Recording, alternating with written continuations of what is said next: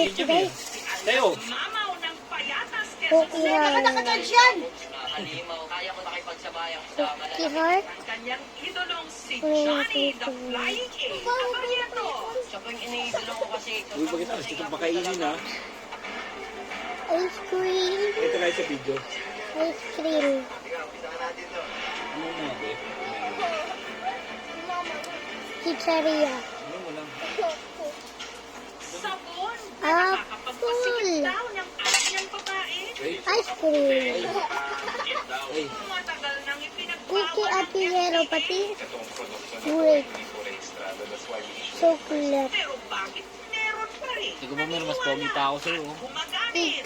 Sabi ng boyfriend ko, sinikip ko yung ari ko. Ayun. Ay, hindi ko na pala. Kamatis.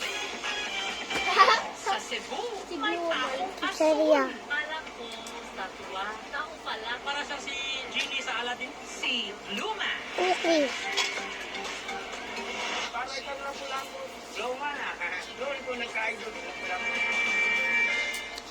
Apple and candy.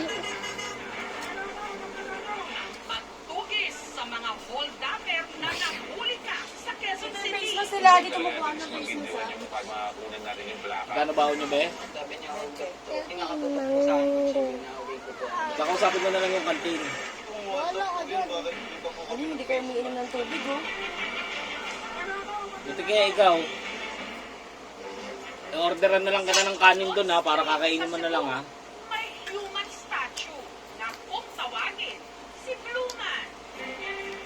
Feeling blue ka ba? Yung tipong gusto mo na lang wallet ko na sa puro gitna ng nagmamadaling mundo. Parang ganito. Yan, pasabit ka.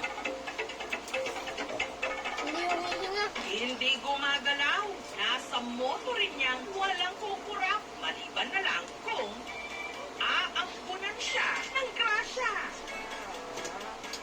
Nariyang pagpupok siya, sabay pakita ng kanyang robotic dance moves na benta sa mga Mango dumadaan. ulit. Mango. Siya, sino mang feeling blue, mapapangiti niya. Para sa si Genie sa Aladdin. Kala ko, totoo siya mga statwa. Tao pala. Nakita ko siya first time sa Facebook kasi nag-trend din siya. Ngayon ko lang siya nakita in person. Siya ang kinagigiliwan ngayon dito sa Colon Street. It's your time to shine. Blue Man ng Cebu.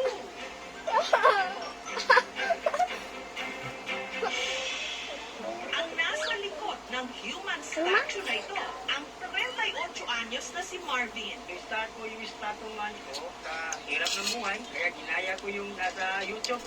Pwede banana.